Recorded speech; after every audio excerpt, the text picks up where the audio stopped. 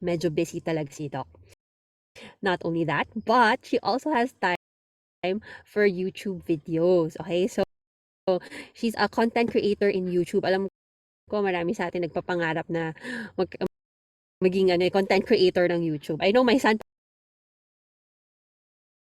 parang yan yung sinasabi ng mga kids ngayon na parang, what do you want to be? I want to be a YouTuber. Diba? So they all want to be a YouTuber nowadays.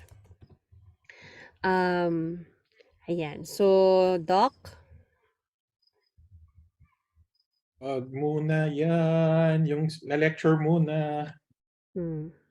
Okay, so let's just wait for Doc Abraham. Dr. Abraham, by the way, for everyone, will be your teacher for the Pharma Pearls. So siya yung magbibigay ng parang final coaching natin near the board exams. Okay, she also was the one who conducted the live on-site sessions for Pharma for the past 3 days. Okay? Okay, wala pa si Doc Mads. Okay, sige. So, sige, pasagutan mo na muna, Lala, yung Yes, Doc. Kaya natin. sagutan muna natin to kasi medyo na-late lang ng konting-konti si Doktora. So, get out your pen and paper, guys. Alright, because you're going to answer this simultaneously. Alright, so I will give you 40 to 55 seconds per question. So let's try to do our best. Right, number 1. In a pregnant patient taking heparin, APTT is monitored. Toxicity would be subsequently treated with which drug and via what interaction? So is it A, vitamin K via physiologic antagonism, letter B, naloxone via pharmacologic antagonism, C, protamine sulfate via chemical antagonism, or D, activated charcoal via dispositional antagonism? So I'll give you 40 seconds to answer the question.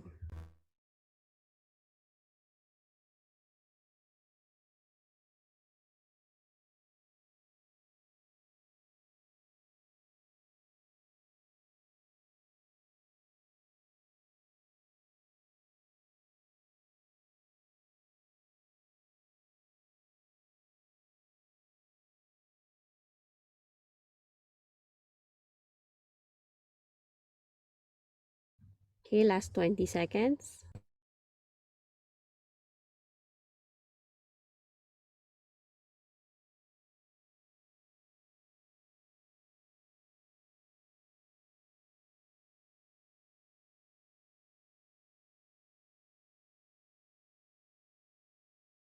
Alright, so hopefully, nasagutan niyo na siya. Next question.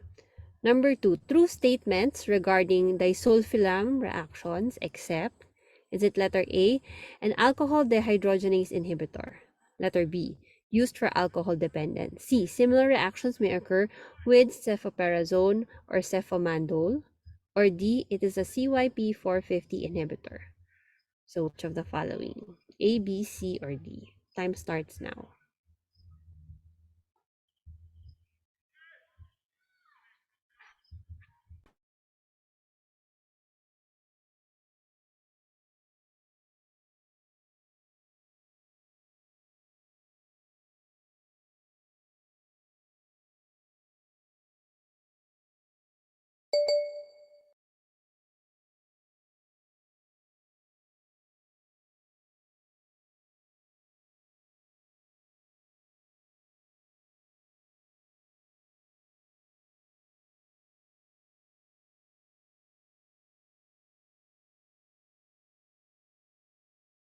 Okay, 10 seconds.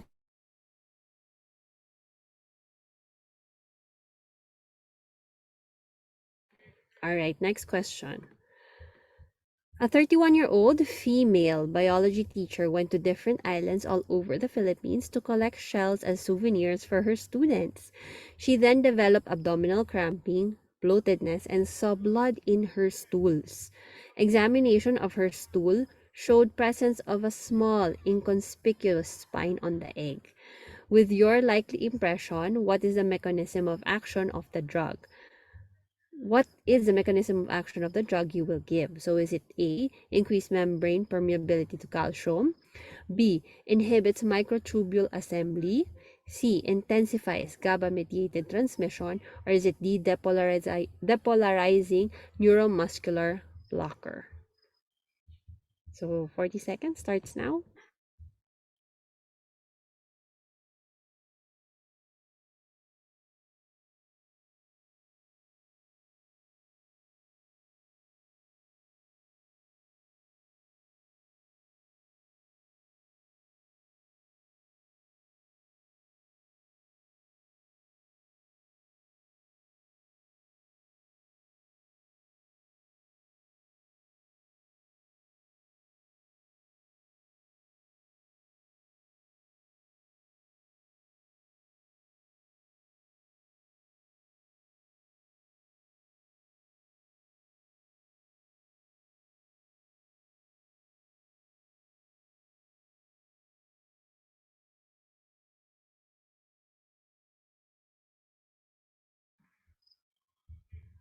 Okay, next question.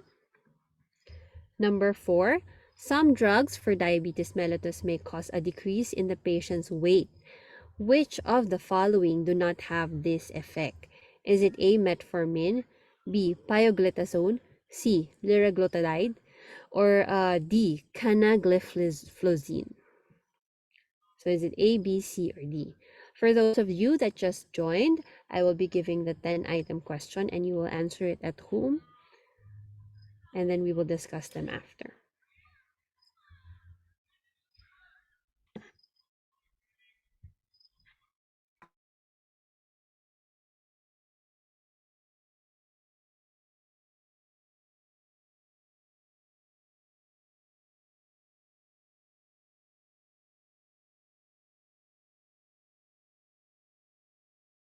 Last 20 seconds.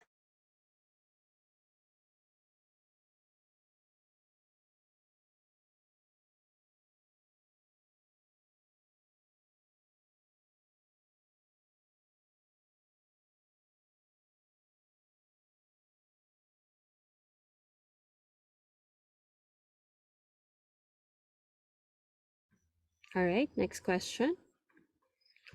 Number 5. A 73-year-old man was brought for neurological evaluation by her brother because of a 3-year history of memory impairment and difficulty finding words. Which of the following is least likely indicated in this case? Is it A, galantamine, letter B, rivastigmine, C, donepezil, or D, biperitin? So which of the following, A, B, C, or D? 40 seconds starts now.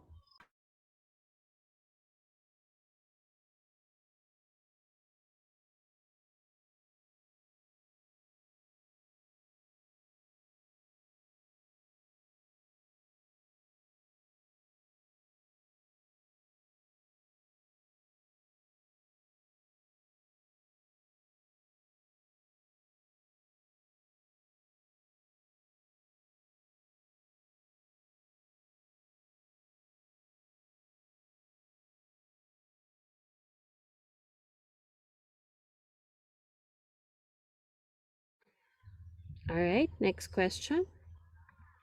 Number 6, in patients diagnosed to have pseudomembranous colitis, we prescribe a locally available drug to be taken orally. This drug acts via which mechanism? Is it A, reactive reduction by ferredoxine forming free radicals that disrupt electron transport chain? B, disrupts protein synthesis by binding to the 50S subunit of bacteria? C, binds to penicillin binding proteins in the bacterial cytoplasmic membrane, inhibiting transpeptidation reactions, or D, interferes with bacterial DNA synthesis by inhibiting DNA gyrase. So your 40 seconds starts now.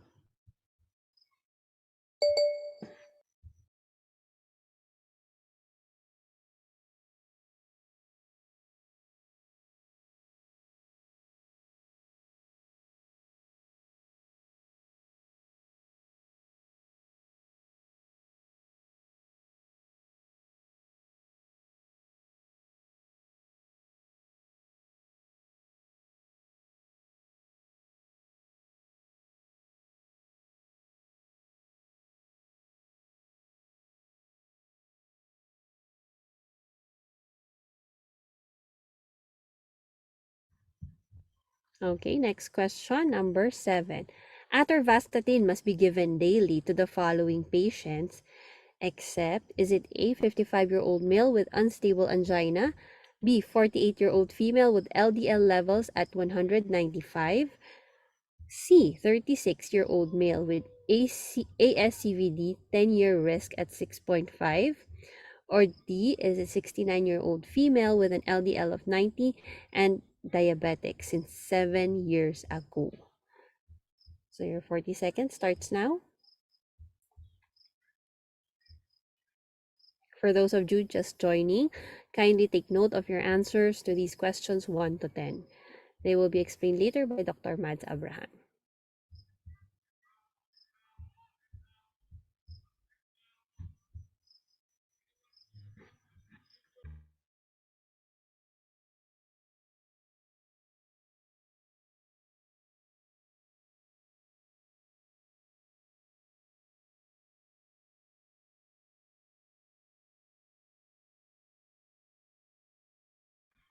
All right, next question, number 8.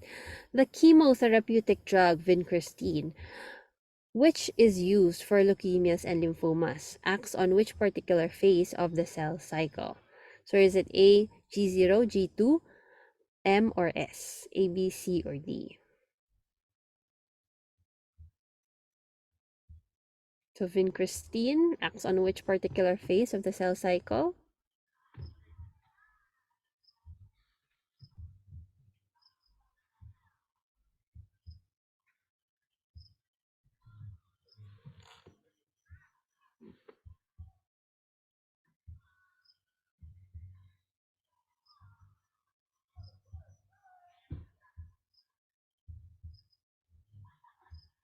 All right, next question. Number 9, which of the following neuromuscular blockers undergo Hoffman elimination, yielding a seizure-causing substance? Is it A, pancuronium, B, succinylcholine, C, tubocurarine, tubocurarine, or D, atracurium? A, B, C, or D? 40 seconds starts now.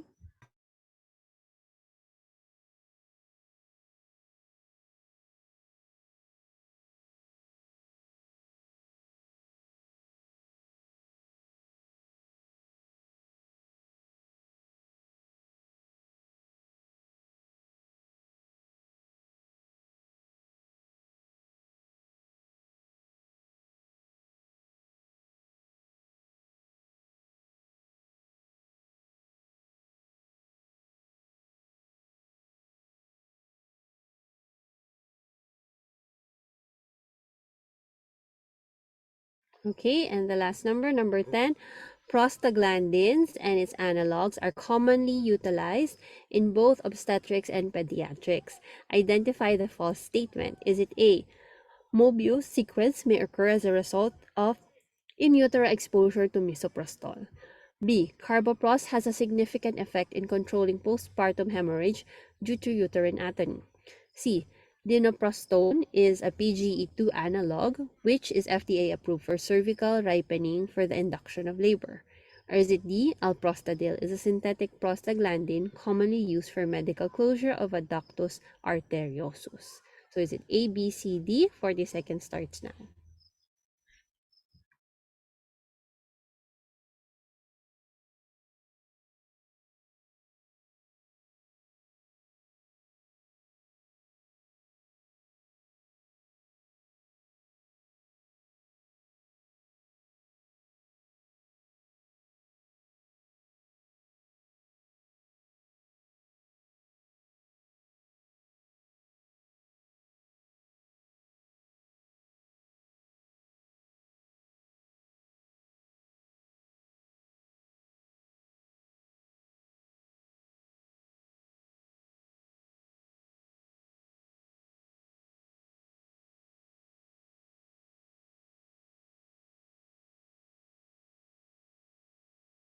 All right, so those are the 10 questions.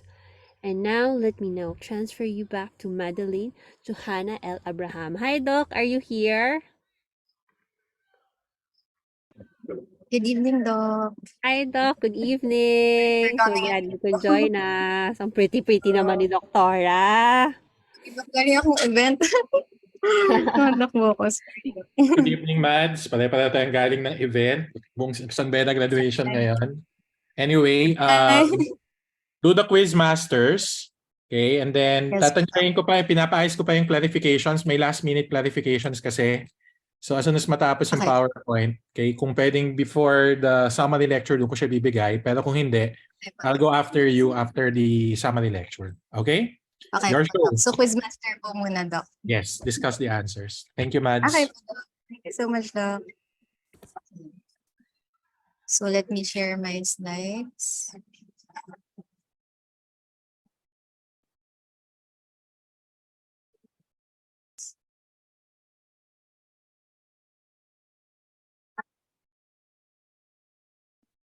Kita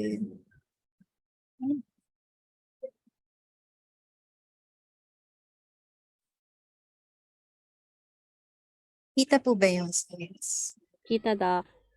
Okay, thank you, Doc. Okay, so if you're ready, okay, let's start.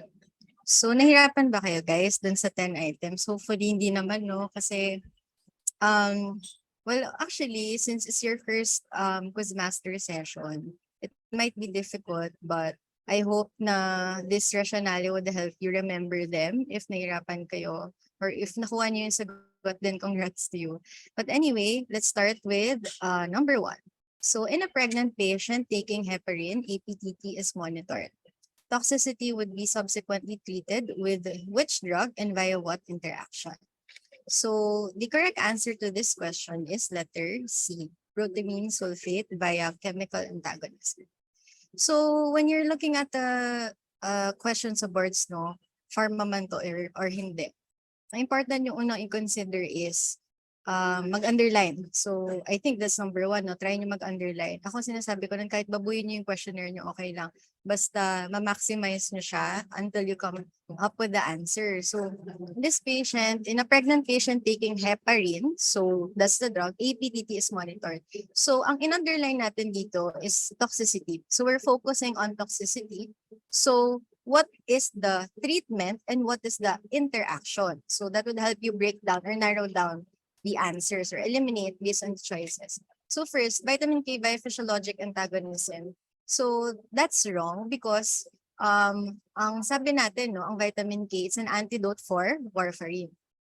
Naloxone is an antidote for opioids. So siguro kung di nyo pa natapos or hindi pa kayo nakapag opioids, no pressure naman kung di nyo alam. Pero hopefully familiar itong drug sa inyo from med school.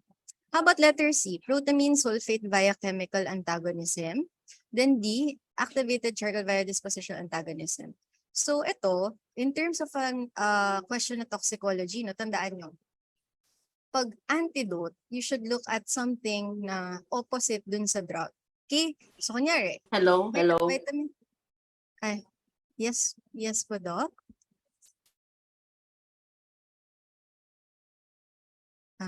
Continue lang, may nag-unmute lang accidentally. Okay po. Sige, Doc. So, for instance, ito si vitamin K, kaya natin siya antidote because it's a antidote because warfarin depletes your vitamin K dependent clotting factor. So, diniplete mo yung vitamin K na clotting factors. Anong treatment mo vitamin K? For your naloxone, it's an opioid antagonist. Then, opioid, yun yung gamot.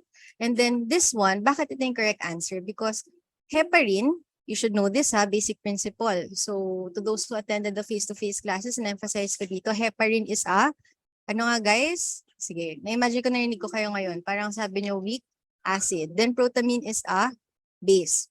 So being an acid versus a base, therefore they would form a chemical reaction. So that neutralization action, so acid plus base neutral, that would be chemical antagonism. So therefore, that's the answer. And then lastly, activated charcoal, common antidote, component ng universal antidote natin. And it is used as an adsorbent. So isipin nyo, uling. Okay? Uling na minodified, that's your activated charcoal. So, Doc, okay, sige, alam na namin yung antidote. Ano ba yung types ng antagonism? So, for you to understand it better, no, isipin nyo, pag physiologic, you're talking about what? So, Doc Broly nagturo about physio. It's all about the function.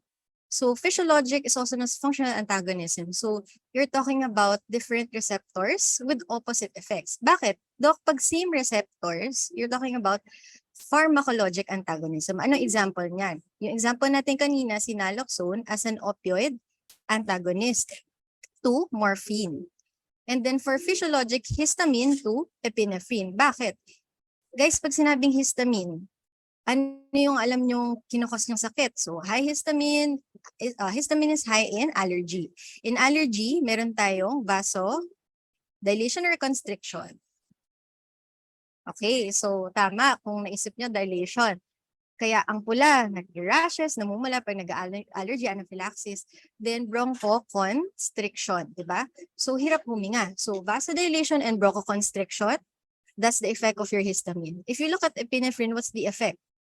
Bronchodilation acting in your beta-2 receptors, and then vasoconstriction acting in your alpha-1 receptor. So pag tinugman yun, they are opposite effects. Hence, that is your physiologic antagonism. Effect yung pinag-uusapan. Pag pharmacologic, again, different receptors, as simple as that. Chemical, acid versus base, or interaction of a compound to a specific functional group, like in your palidoxime, nagbabind siya sa phosphate ng organophosphate. Then si dispositional, isipin nyo, dispose. So, example nun yung adsorbent na activated charcoal kasi dumikit sa kanya, dun sa charcoal o sa uling. Okay? So, parameter monitored when taking warfarin, that's your prothrombin time.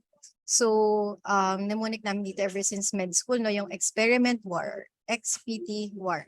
So, tandaan yun. So, meaning extrinsic pathway measured by your prothrombin time and the drug. This parameter is monitored when taking what drug? Your warfarin. Okay, warfarin is an anticoagulant. Okay, coagulant, baba yung clotting factors. So, prothrombin time yung minimeasure natin. So, anticoagulant choice during pregnancy. Pag buntis, tandaan nyo lahat sa pharma. Basta sinabing para sa buntis, must know yon. Bakit? May mga OB examiners, may hilig sila mag-ask to both sa pharma across other subjects like OB din. So, tandaan yon. So, pag sinabi anticoagulant during pregnancy, bakit heparin? Heparin na hindi low molecular weight. So, yung normal, yung high molecular weight heparin. Kasi isipin nyo, di ba, kapag sabi mong absorption, it should go from one area to another through a membrane. So, ang heparin is malaki. So, hindi siya dadaan sa placenta. We're talking about pregnancy. So, it does not cross the placenta. Teratogenic effects of morphine per trimester of pregnancy, yan, i-memorize na lang. Okay? So, chondrodysplasia, CNS, and bleeding. So, in this question, true statements regarding disulfiram except letter A, an alcohol dehydrogenase inhibitor. Doc, ang hirap ng tanong. So, okay lang yan kasi at least pag lumabas at namali kayo ngayon, siguro matatama nyo na sa board exam. So, bakit letter A? Kasi ang tamang sagot is aldehyde dehydrogenase inhibitor, not alcohol. Okay? So, when you say kasi aldehyde dehydrogenase inhibitor and alcohol dehydrogenase, you're talking about the metabolism of your alcohol. So, when you say alcohol, di ba, we have forms like ethanol, methanol, lahat sila degraded by your alcohol dehydrogenase. After alcohol dehydrogenase, next step is your aldehyde dehydrogenase. So, diniscuss yan dun sa videos niya and lectures, no? Your alcohol dehydrogenase inhibitor is your, sino nakakaalala kaya? So, you can type in the chat box. Or if nahiya kayo, sige, ako nasasagot for you tonight. Sa boards kayo nasasagot guys. So, it's fomepizole. Okay? So, aldehyde dehydrogenase inhibitor, palatandaan ko dyan, D.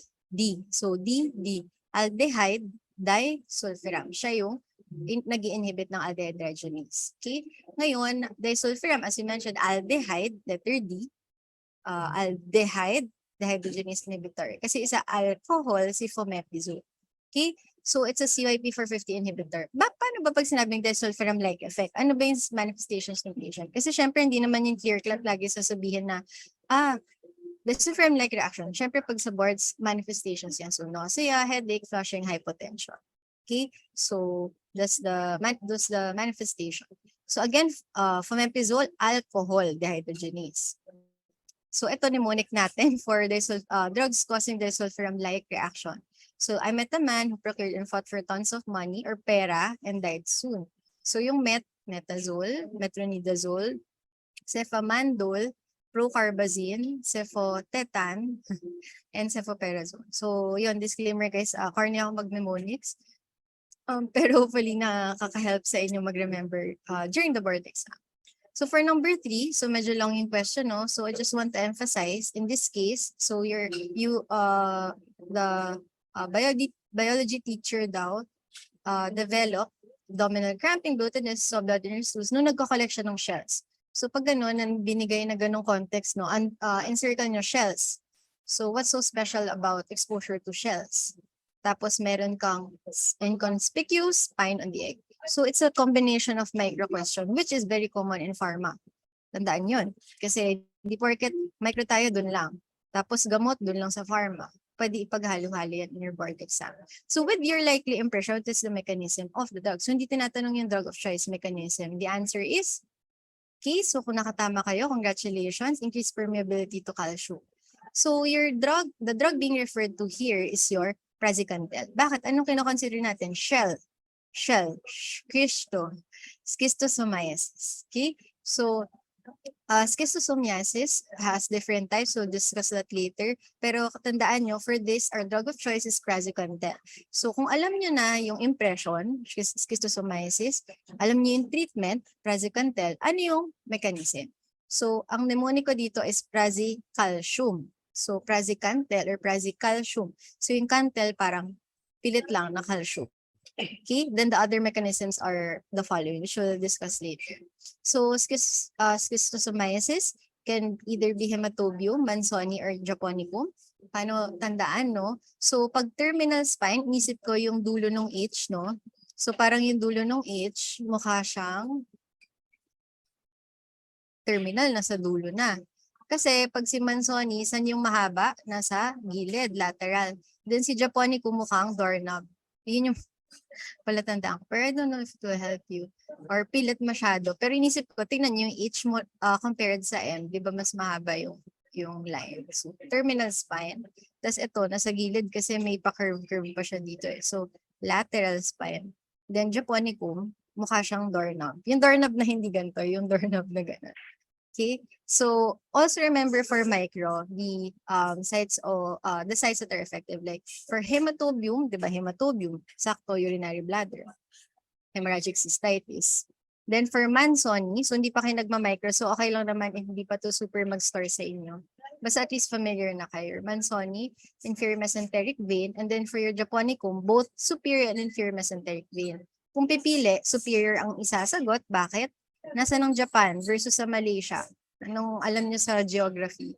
Ang Japan, mas superior siya, di ba? Mas mataas. Ang Malaysia, mas inferior, mas baba. Okay? So, yun ang pwede niyong tandaan. Okay? So, next. So, again, as you mentioned, for your drugs of choice, for your anthelmintics, so ito, tandaan niyo itong table na to. Kasi we try to summarize kung ano yung mga drugs of choice for helmintic infections. So ito, alam ko, isipin niyo, Dok, ano ba yung roundworms, ano yung dermatodes, ano yung cestos, hindi pa kami nagma-micro. So go back to this table or this concept when you go to your micro. But for now, just remember the generalities. Lahat ng nematode ay albendazole, mebendazole, except these three. So mnemonic ko, Ivan is a strong oncologist, no? Parang wala, para madali lang tandaan. So Ivan is a strong oncologist. Tapos doon naman sa pyrantel pamoid, P. So pinworm. Then ito, excuse me for this bastos mnemonic, no? Pero ever since med school, ang mnemonic ko doon, feel the deck. So filariasis, tas deck, DEC. Yeah, so yun yung mnemonic. I'm so sorry. So, feel the deck, DEC, filariasis, diethyl carbamazine. Then for flukes, praziquantel, pati sa tapeworms, praziquantel din. Except which two drugs? So, we give your bitinol for fasciola hepatica and albendazole for, eto, lagi itong tinatanong dalawang to, na hindi sila praziquantel. For your cirrhosis and hydatid, we give now your albendazole. Okay? So, I know medyo overload pa kasi hindi nyo pa memorize ano yung cestodes or kung naalala nyo during med school, then that's good. Okay. So, let's proceed. So, this one naman would be the mechanism. So, as we discussed earlier, praziquantel is calcium. Praziquantel. Ba? Praziquantel. Sorry. Praziquantel. Okay? So, yun, para lang madali siyang tandaan. Praziquantel. Then yung iba, for azole na anthelmintics, they inhibit microtubule assembly. For your deck, so madaling tandaan, di ba? Feel the deck. So, microfilariae, immobilize yung microfilariae. Tapos ito, ivermectin, GABA. So, isa din to sa possible na tanungin. For pyrantel pamoate na drug of choice for what? Ano nga? P4? Okay, P4, pinworm. So, depolarizing neuromuscular blocker. So, inisip ko dito, pyre. Nagkakos ng pyre, nag-depolarize. Diba? So, para lang madaling tanong. So, pyrantel pamoate, depolarizing neuromuscular blocker. Then, for praziquantel, again, praziqualcium, then niclosamide, ito lalabas to sa, madidiscuss nyo pa to sa biochem dun sa uncouplers ng oxidative phosphorylation. Kasi yun yung mechanism niya. Okay, your niclosamide. Okay, so let's go to the fourth question. So for the fourth question, some drugs for diabetes may cause a decrease in the patient's weight, which of the following do not have this effect. So isa sa favorite recurring topics sa pharmacology ang endo. So wag niyo maliitin yung endo, hindi lang puro ANS ang lalabas, hindi lang puro antibiotics, remember your endo drugs. So the answer to this question, hopefully nakatama kayo dito, is your pioglitazone. So your pioglitazone is your thiazolidinedione. Your metformin is a big one, right? You should remember that. Your glutides, like your mga liraglutide, exenatide, these are GLP-1 agonists. And your canagliflozin is an SGLT2 inhibitor. So our answer is B. So ito, meron tayong mnemonic. So para madaling tandaan, isip ko dito, ginamit ko rin to sa IM kasi tinatanong din to sa IM. So kapag weight gain, so isipin nyo, always sitting, laging nakaupo. Laging nakaupo kaya tumataba. So always sitting, sit, weight gain. Weight loss, MSG. Puro MSG lang yung kinakain kaya pumapayat. Although isipin mo, di ba nakakataba yung chichirya? Pero for mnemonic sake, isipin nyo na lang, puro betchin lang. So, puro MSG, metformin as SGLT2 inhibitor, GLP-1. And then weight neutral yung DPP4 inhibitor. Mnemonic, DPP, D papa taba, D papa bigat for life. Okay? So, madali siyang tandaan kasi compared to the others na may gain or loss, siya neutral. So, hindi papataba, hindi papabigat. For life is wala lang. Para lang madaling tandaan na DPP4 siya. Okay? So, I hope that these mnemonics help you remember. Sana lang naman. And sana hanggang October umabot. Anyway, so a 73-year-old man was brought for neurology evaluation because of a 3-year-old history of memory impairment, difficulty finding words. Ano yung least likely indicated? So, ito lumabas to dun sa recent board, last year na board exam. About your anti-Alzheimer's drug. So the answer here is bioperidone. Again, ang tanong least likely. So automatic dyan, pag may sure ka na dalawa, testmanship din yan eh. Sure ka na dalawa, sure ako, galantamine, ribastigmine. For Alzheimer's yan, memory impairment. So pagpipilian mo na lang dalawa. So you have to know the mechanisms para ma-rule out mo kung alin ba yung answer. So for these, our mechanisms are the following. So we have galantamine, which is an acetylcholinesterase inhibitor, as well as your donepezil, your bipyridine. Sorry, not your bipyridine, your rivastigmine. So your galantamine, donepezil, and rivastigmine are all acetylcholinesterase inhibitors for Alzheimer's, while your bipyridine is an anticholinergic for your Parkinson's. So wag malito. Parkinson's, you have low dopamine. Okay, Parkinson's, you have low dopamine. Okay, remember that. Alzheimer's, you have low acetylcholine. Okay, don't get confused. So knowing that, you would know what drug to give. Alzheimer's has low acetylcholine because acetylcholine is for memory. So I should give a drug increasing acetylcholine. Therefore, acetylcholinesterase inhibitor. Decrease the enzyme, increase the drug. Okay, does that make sense? Okay, again, decrease the enzyme kasi acetylcholinesterase breaks down acetylcholine. Therefore, you increase acetylcholine, increase memory, treatment for Alzheimer's.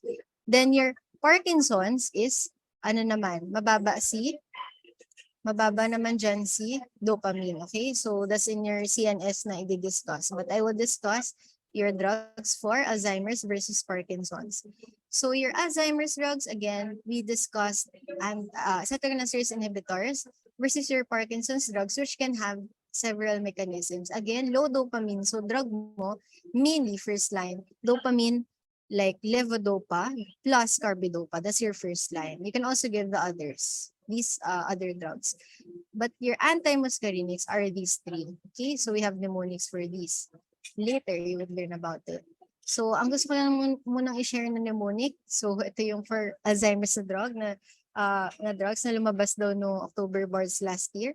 Si Don Pepe nakitang gumagala sa river kasi may Alzheimer's. So madali siyang tandaan, no? Don Pepe Gala River was Alzheimer's.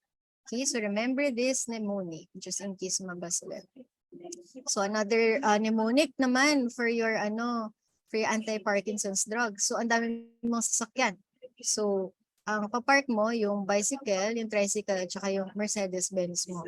So these are your anticholinergics for Parkinson's. Okay, remember these three anticholinergics for Parkinson's. Number 6, in patients diagnosed with pseudomembranous colitis, we prescribe locally available drug to be taken orally. This drug acts by which mechanism? The correct answer to this is A, reactive reduction by ferredoxin-forming free radicals that disrupt electron transport chain. Doc, ang hirap mong tanong. Okay, so ganun talaga ang board exam. We can predict kung mahirap talaga ang madali. That's why we expect the worst. And we hope for the best. So, again, we underline pseudomembranous colitis. Pseudomembranous colitis usually caused by, usually clindamycin, ano pa? Pure? Okay, mukhang merong, narinig ko yung minds na ampicillin. Ano pa? Cephalosporins. Those are 3 most common causes. Now, we are talking about the treatment.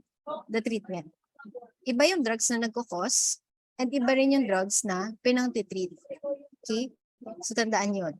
Treatment versus cause. Ang tanong, ano daw yung action no treatment na drug? So, the treatment muna, first and foremost, is your metronidazole. We also have other treatments. I'll show that later. Therefore, knowing na metronidazole treatment, so kailangan mo na alamin kung ano yung mechanism niya. So, basta metronidazole, tandaan nyo guys, buzzword is free radicals. Okay? Metronidazole, buzzword is free radicals. So for the others, so read nyo na lang, mnemonic dito yung binds at 30, cells at 50. So other protein synthesis inhibitors acting on 50S. Then ito nagbabind sa PBP or your penicillin binding protein or your beta-lactam antibiotics. Then yung interferes with your, nagmix up lang, sorry, bacterial DNA synthesis by your DNA gyrase, be your quinolones. Okay? Tandaan nyo itong DNA gyrase. Kung magtatanong na mechanism ng quinolone, yan yung buzzword. DNA gyrase. Ako inisip ko dyan yung G mukhang Q. Pilit siya guys, pero yung gyrase sa quinolones lang yan. So, para matandaan nyo. Okay. Okay, so the answer is A. So for this one, organism associated with pseudomembranous colitis, sige nga, the answer, your C. difficile, Clostridium difficile. So as I mentioned, your pseudomembranous colitis has different causes and has different treatments. So for causes, clindamycin, ampicillin, cephalosporin are the most common. But according to Harrison's, virtually all antibiotics can cause your pseudomembranous colitis. All. But the 3 are the most common. Pero virtually all. So kung meron pa rin choices sa IM, kunwari tanungin, all of the above. Kasi lahat ng antibiotic pwedeng mag-cause. Pag hindi tayo ng most common, all pa din yung sagot. Treatment, as I mentioned, metronidazole. Pero ano tong dalawa? So we also have oral. Tandaan nyo, for pseudomembranous colitis, we want oral agents. Your vancomycin and fidaxomicin na oral. What we have in the Philippines is your parenteral vanco. But we can only use oral vanco for your pseudomembranous colitis. Therefore, in the Philippines, anong treatment natin? Still your metronidazole.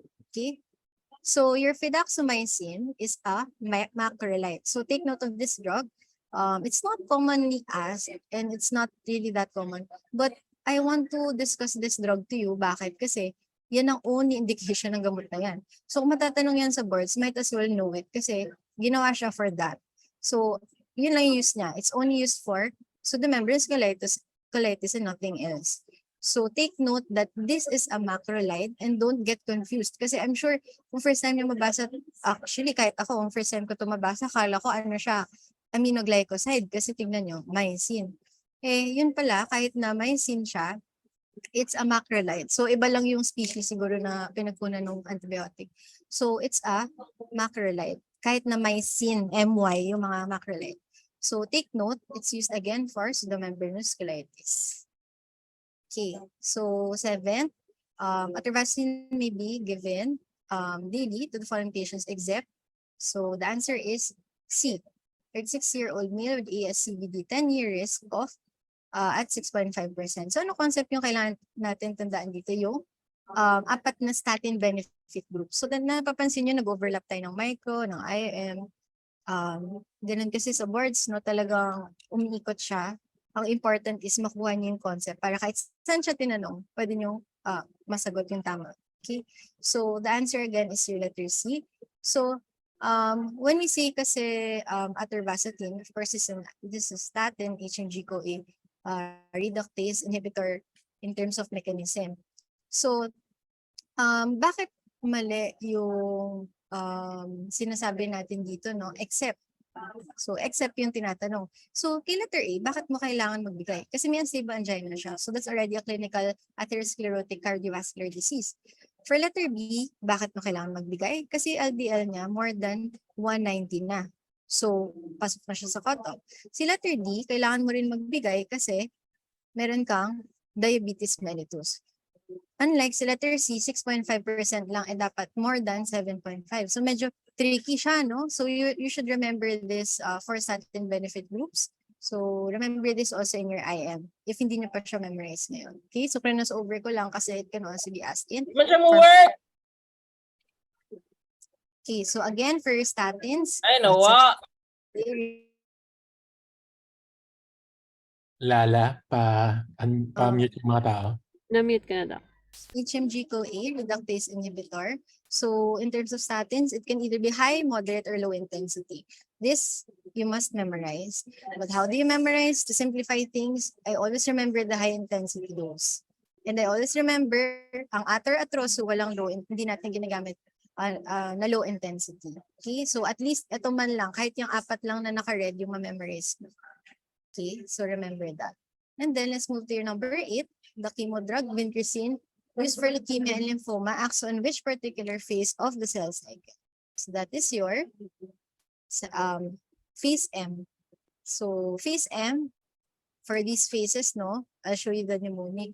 So tinanda ko dito, MTV, M. So sa phase M, TV, vaccines, and vinca. And then, doon naman sa phase G2, anong second letter ng alphabet, guys? Letter B. So, bleomycin. Sorry for the typo. It should be bleomycin. Sa letter S, synthesis. So, anti-metabolites. Mga purine pyrimidine analogs. Then, the rest is G0 na. Para madaling tandaan. So, the answer is letter C. So, ito, no, summary lang no mnemonic natin na diniscuss ko earlier. So, you have this figure na in your handout. You can just use the mnemonics I shared for you to remember them better. So, again, MTV, letter B, second letter, anti-metabolites, kasi pyrimidine mimics, then the rest are G0. Okay, remember. So, rescue therapy for methotrexate toxicity. Tandaan nyo itong mga rescue agents sa chemo, hindi siya masyado tinatanong sa boards, pero at least remember nyo itong mga toxicity and antidotes. So that's your leucovorin, also known as your folinic acid. Methotrexate, antidote, folinic acid, or leucovorin. Bakit? Dok, ano ba mechanism ng methotrexate? Sa dihydrofolate reductase inhibitor or your folate antagonist. Tanggalin mo si folate, anong antidote? Taasan mo si folate in the form of leucovorin, also known as your folinic acid. Okay.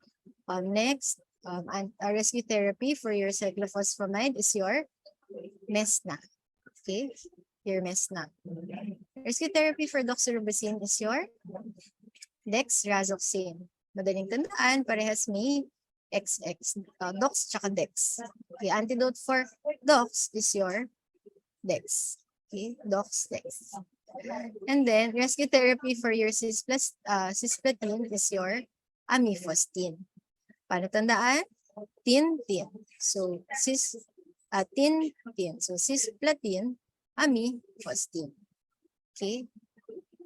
And then, second to the last, number 9, which should following your muscle blockers undergo Hoffman elimination yielding a seizure-causing substance. So this was discussed in your handouts, no? So the correct answer to this question is your D, atracurium. So your D, atracurium. So ang pancuronium, ano ba yun? So pancuronium curare. It's a curare drug. Okay, coronium curare. So it's a non-depolarizing neuromuscular blocker. Next, succinylcholine is a depolarizing neuromuscular blocker. Ang iniisip ko dyan, succinylcholine, pag sabi mo depolarizing, merong initial, parang pinagod mo. Spasm, or contract. Pag sobra na nag-contract, napagod na, nag-relax. That's why it causes muscle relaxation after it causes initial spasm. So yun ang depolarizing neuromuscular blocker na succinylcholine. Again, then itong si tubacurin, it is a derivative lang naman ng curare din, parang si pancuronium.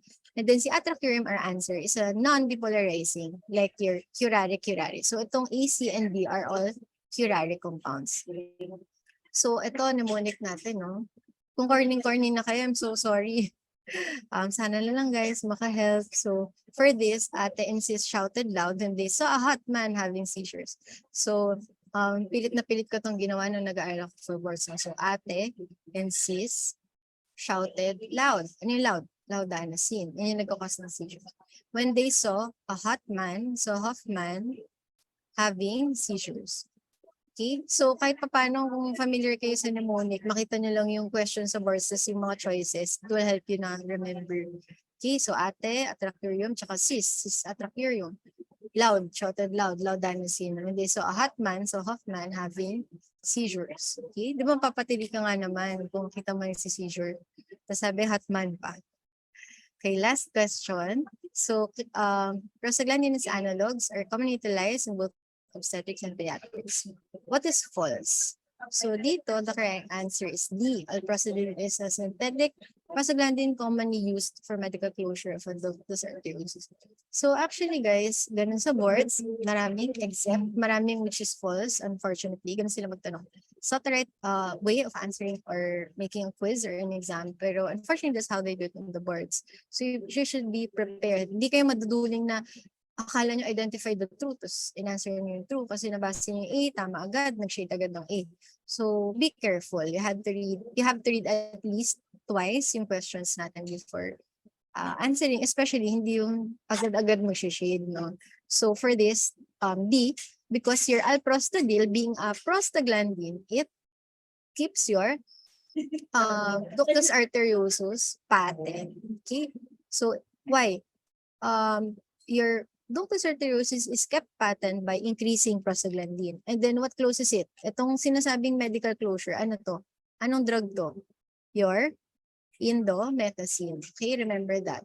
So this is caused by your indomethacin. So your indomethacin, kung hindi indomethacin yung ilabas sa boards, pwedeng your ibuprofen. Okay, but if you had to choose one, answer nyo indomethacin. So yun, ginagamit natin to close your ductus arteriosus. Paano tandaan? Indomethacin is the prostaglandin inhibitor. It's an NSAID. It's a non-selective COX inhibitor. Therefore, inhibiting your prostaglandin. Again, to keep the ductus arteriosus patent, open it, di ba? Using prostaglandin, your alprostadil as a drug. Then, to keep it close, you decrease prostaglandin using an NSAID, a COX inhibitor, your indomethacin. Okay? So that's how you close, that's how the ductus arteriosus works. So tandaan niyo yung extremes, increased versus decreased prostaglandin. So just memorize this. You have this in your handout, your prostaglandin analogs, and I highlighted here the indications. Tandaan nyo, yung PGE1 analog, yung misoprostol, NSAID-induced ulcer, yan yung FDA-approved use nga.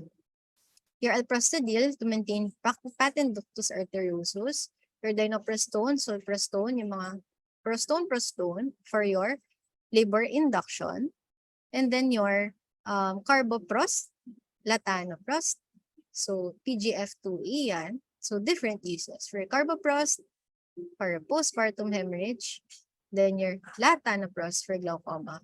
Then lastly, your prostacyclin or your PGI2. So same lang to guys sa prostacyclin baka yun yung labas sa boards, hindi PGI2. So this is your prostacyclin. These are the analogs. Commonly tinatanong your epoprostenol causes is used for pulmonary hypertension and ano pa? As a prostacyclin, sino kaaway ni platelet? Si prostacyclin. So it reduces platelet aggregation, okay, in dialysis machines. Okay. So to finish the quizmaster, drug used for medical closure of PDA, that's here in the indometacin and ibuprofen, as I mentioned. Why? Decreased prostaglandin. Why? COX inhibitor. Hence, it's an NSAID, diba? And then your congenital infection, so crossover ng PDA or micro associated with PDA, that's your rubella. Okay, remember nyo to. Pag rubella, isa sa mga associated manifestations is your patent ductus arteriosus. Okay, so that's it for our quizmaster session. Thank you po, Doc. Do you have any questions?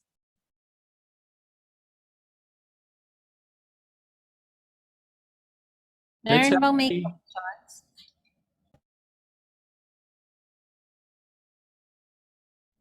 Meron bang may questions kay Doc Mads? Doc, walang nag-send ng questions actually.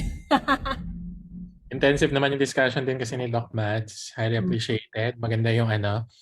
Gusto mo muna mag-break, Mads, before you have your summary lec? Okay, so everyone, let's have a 5-minute break muna. And then, Doc Mads, 10 minutes before you end the summary lecture, i-message mo lang yung si Lala para tawagan ako. Para yung bibigay ko yung clarifications after your summary lecture kasi. Okay? Okay. Bigyan mo lang ng clue si Lala. Okay. Sige, break muna tayo 5 minutes guys. Mag-CR muna yung iba. Maka-CR din si Mads.